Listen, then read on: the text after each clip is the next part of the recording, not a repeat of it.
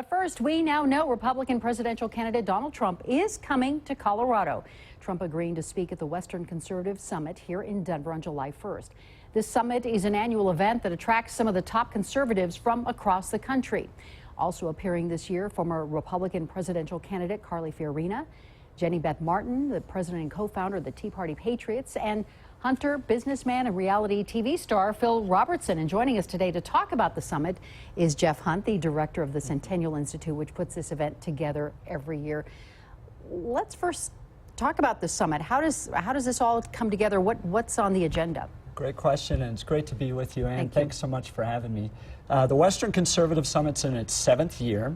John Andrews and Bill Armstrong started this, and it's been growing every year. It's getting a little bit bigger. It's hosted by the Centennial Institute, which is housed at Colorado Christian University, and we create space to have conversation on a variety of different issues and topics. And so this will probably be our biggest year yet with Mr. Trump coming, but we're going to cover a lot of different items at the summit, and we're looking forward to a great event.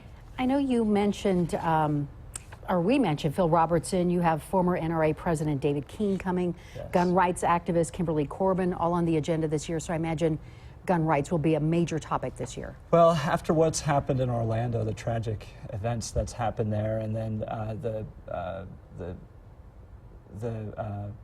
debate that happened on the Senate floor, the filibuster. Right, that was the word I was yes. looking for. The filibuster that happened. There's going to be votes around the gun issue, and so David Keene and Kimberly Corbin will definitely be talking about that. We had booked them before the events that happened, but I'm sure that's going to be an item that they're going to be talking about. So. Is this more about setting an agenda for the party? What is the summit aimed to do? Great question. So we're bigger than any one party. We're about the movement of conservatism in itself. And so that's why we're going to have a big conversation about conservatism.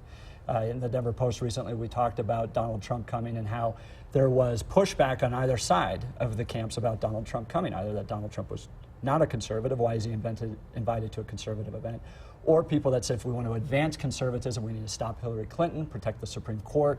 We decided that we're going to have both conversations present at the summit because the nature of conservatism, what that is, what does it look like moving forward, is really what we want to dive into. And so we wanted to house both sides of that debate and welcome them to the summit and make their case, and our delegates will choose based on so that. what does that mean? When someone proudly says, I'm a conservative, what does that mean? Yeah, great question. So conservatism gets into a variety of different things. One, most importantly, is limited government, right? We believe in a strong civil society, strong free markets. So we want to empower local governments as opposed to a stronger state or a stronger federal government. We want free markets so that businesses can develop the way they want to and not have a lot of burdens or tax burdens upon them. We believe strongly in the Constitution, so we're going to protect the Second Amendment, and that gets into the conversation with David Keene and Kimberly Corbin there. We're strong on issues of life and marriage, and so we're going to highlight those types of arguments at the summit. So it kind of gives you a flavor of what it's going to look like at the summit. Yeah. Donald Trump did send out a tweet that he would be meeting with the NRA about banning people on the terror watch, no-fly list from buying guns. How do you think that would go over with this audience? I don't think it would go over very well. I think the banning on, especially on the no-fly list, gets into due process issues, right? So the issue for us isn't that we don't want terrorists to have guns.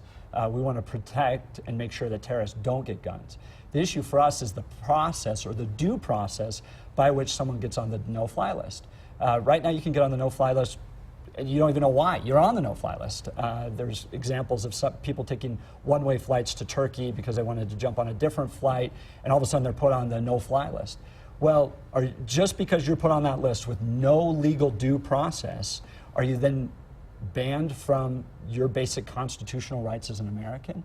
So my sense is that if Donald Trump takes that position, it won't be very well received by our audience. But he hasn't indicated that. He just indicated that he's going to meet. So I'm confident that the folks at the NRA were able to talk to him about And that. how do you think he'll be received in Colorado? I mean, to date, he hasn't been here. He hasn't spoken to Republicans here in our state. I think very well. You know, we're turning the corner from the primary, and it was a tough primary. If you look at the state convention, it was a primary that primarily went to Ted Cruz. Right. And I walked through this. I worked with Rick Santorum in 2012, and then I worked with Mitt Romney as well. And there's always a process by which you move through the end of the primary and focus on the general election. I think as Republicans and conservatives begin to focus on the race as a choice between Hillary Clinton and Donald Trump, you're going to see a lot of movement over to the Trump camp and people supporting him there. We have about 30 seconds. Who would you like to see as a running mate with Donald Trump? That's a great question, and that's going to be our straw poll. You just hit it. Is that right?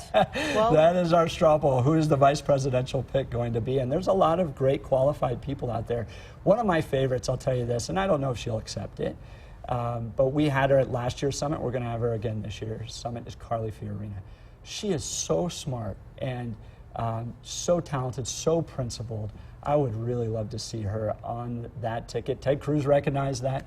We'll see. Maybe Donald Trump will as well. okay. Well, interesting. We're looking forward to learning more about the summit. So thank you so much for being here. We certainly appreciate it. Thank you.